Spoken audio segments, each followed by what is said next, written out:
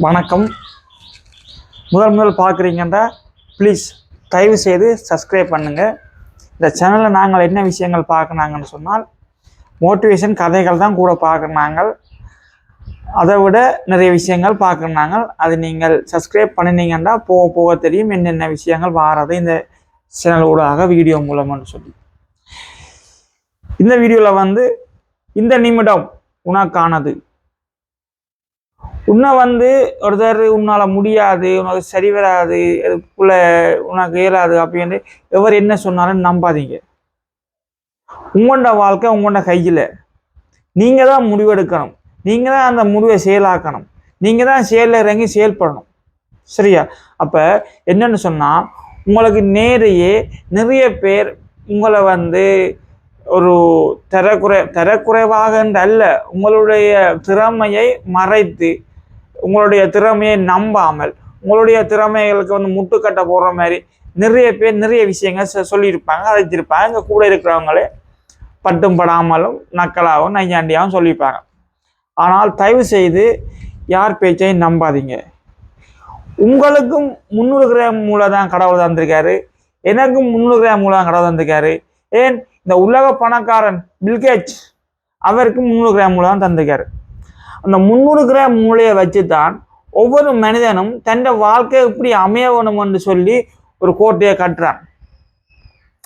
இப்போ நான் எந்த மூளையை வச்சு எந்த வாழ்க்கை எப்படி அமையணும், நான் எப்படி வாழணும், என்னென்ன விஷயம் செய்யணும், என்னென்ன விஷயம் செய்யக்கூடாதுன்னு சொல்லி அந்த 300 கிராம் மூளையை வச்சு தான் நான் செயல்படுறேன். அதே போல் நீங்களும் இந்த வீடியோ பார்க்குற நீங்களும் உங்களோட மூளைக்கு ஏற்ற மாதிரி உங்களோட மூளை சொல்கிறத மட்டும் செய்து கொண்டு உங்களுக்கான அழகான வாழ்க்கையை உங்களால் உருவாக்க முடியும். அது எப்படின்னு சொல்லி பார்த்தீங்கன்னா, முதலாவது விஷயம், நீங்கள் யாராகவும் இருக்கலாம், பொம்பளையா ஆம்பளையா, ஊனமுற்ற ஆரோக்கியமான ஆளாக யாராகவும் இருக்கலாம். உங்களோட வயசு எல்லாம் முக்கியம் இல்லை. நீங்கள் யாராக இருந்தாலும் உங்களுக்கு ஒரு துறையில் சாதிக்கணும் என்று நீங்கள் முடிவெடுத்தால் அந்த முடிவின் பாதையில் நீங்கள் செல்ல வேணும். அந்த முடிவின் பாதையில் செல்லிக்க உங்களுக்கு 1000 தடைகள் வரும். 1000 அல்ல 10,000 தடைகள் வரும். ஆனால் அந்த தடைகளை நீங்கள் தான் உடைக்கணும். உங்களுக்கு உடைக்கிறதுக்கு ஆள் பலமோ பண பலமோ தேவையில்லை. உங்களோட மனபலம் ஒன்று போதும். இந்த உலகத்தில் நிறைய பிரச்சனைகள் வாரத்துக்கு முக்கிய காரணம் மனம் ஒரு குரங்குன்னு சொல்லுவாங்க. அது உண்மை. ஏன் அப்படி சொல்றேன்னு சொன்னா, குரங்கு கொப்பு தாவி தாவி தாவி தாவி திரியும், அதோட பொறுமை இருக்காது. அது போலதான் இந்த மனமும் இதுல நிற்கும் அதுல நிற்கும் மாறி மாறி மாறி மாறி திரியும். பார்ப்பவர்கள் எல்லாரும் பிள்ளை செய்யணும் என்றும் நாங்கள் மட்டும் செய்கிற சரியன்ற மாதிரி இந்த மனம் சித்தியரிக்கும். அதான் குரங்கு போல மனம்னு சொல்லுவாங்க. அப்போ என்ன செய்யணும்னு சொன்னால், நாங்கள் எங்களோட மனத்தை நாங்கள் தான் கட்டுப்படுத்தணும். இப்போ நீங்கள் ஒரு துறையில் இறங்குறீங்கன்னு சொன்னால் அந்த துறையில் வெற்றி பெறும் வரை நீங்கள் முயற்சி செய்து ஓடிக்கொண்டிருக்கணும். அதுக்கு முதலாவதாக முட்டுக்கட்டை போடுறது யாரும் இல்லை, உங்களோட மனம். உங்களோட மனம் எப்படி போடும்னு சொன்னால், பஞ்சி அலுப்பு சோம்பல், அது கஷ்டம் இது கஷ்டம், அப்படி போகாத இப்படி போகாத, படுப்போம், நித்திர கொள்வோம், போன் பார்ப்போம், இருப்போம், கிரவுண்டுக்கு போவோம், ஃப்ரெண்ட்ஸோட விளையாடுவோம், ஃப்ரெண்ட்ஸோட கதைப்போம், அப்படி என்று சொல்லி 1000 முட்டுக்கட்டியை உருவாக்குறது உங்களோட மனம். அப்போ உங்களோட மனத்தை நீங்கள் கட்டுப்படுத்த பழகணும். உங்களோட மனத்தை நீங்கள் கட்டுப்படுத்தினா தான் உங்களோட வாழ்க்கையை நீங்கள் உயர்த்தலாம். அப்படி இல்லை, எங்களோட மனத்தை எங்களை கட்டுப்படுத்தலாத மனம் போகிற போக நாங்கள் வாழ்கிறோம்னு சொன்னால் உங்களுக்கு வாழ்க்கையில் இந்த ஒரு லட்சியத்தை நீங்கள் அடைய மாட்டீங்க. இதுதான் உண்மை. நீங்கள் பார்த்தா நிறைய பேர் பிஸ்னஸாக இருக்கலாம், வேறு வேறு தொழில்களாக இருக்கலாம். பிஸ்னஸ் என்ற ஒரு வார்த்தைக்குள்ளேயே எத்தனையோ தொழில்கள் அடங்கும். அப்படியான விஷயங்களை பார்த்தீங்கன்னு சொன்னால் அந்தந்த துறையில் தேர்ச்சி பெற்றவர்கள் அல்லது அந்தந்த துறையில் வெற்றி பெற்றவர்கள் யாருன்னு பார்த்தீங்கன்னா, அவர்கள் முதலாவது எதிரி அவைய மனம். அந்த மனத்தை வென்று தான் இன்றைக்கு பிஸ்னஸை வென்றிக்கணும். ஒரு மனிதன் தன் மனத்தை வெல்வதற்கு முதல் பழகிக்கொள்ளணும். மனம் ஒரு கெட்ட சாமான். அது நம்மளை உருப்படைய விடாது.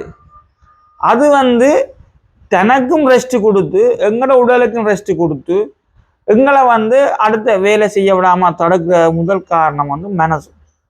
அப்ப நீங்கள் வந்து எந்த எந்த வயசுக்கார இருந்தாலும் இந்த வீடியோ பார்த்தாலும் உங்களோட மனசை கட்டுப்படுத்துங்க.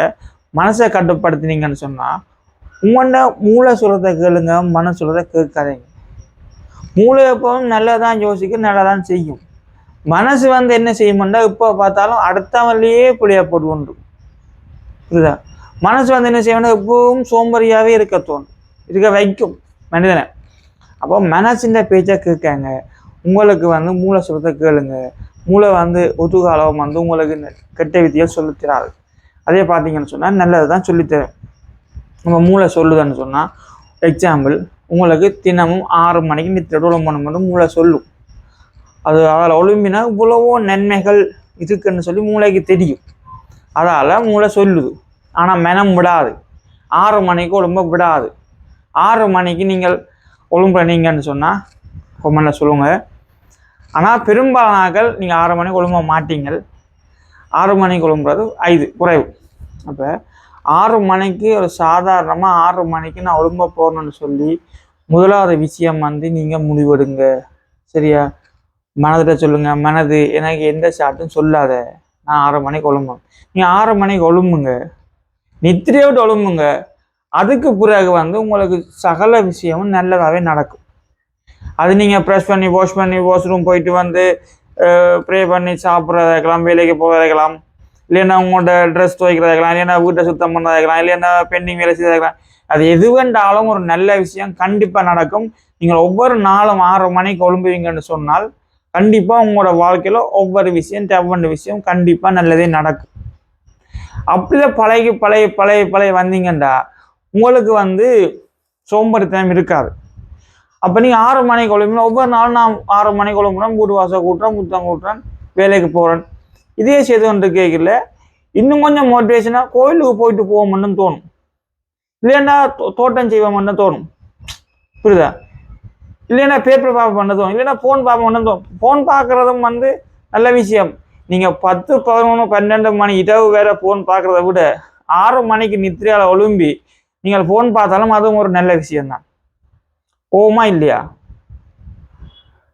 நீங்கள் வந்து இதை நித்திரை முழிச்சு 10, 11 மணிக்கு பார்க்குறதால வந்து உங்களோட கண்ணுக்கு பிரச்சனை, உங்களோட பிரெயினுக்கு பிரச்சனை, உங்களுடைய கல்லீரலுக்கு பிரச்சனை, உங்களோட உடம்புக்கு பிரச்சனை, அதிக சோர்வு.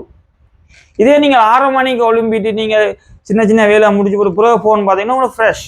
நீங்கள் வேலையை போய்க்கல ஒரு புது மனிதனாக ஃப்ரெஷ்ஷாக போவீங்க. இதுதான் உண்மை. ஆனால் நிறைய பேர் ஏற்றுக்கொள்றதில்ல.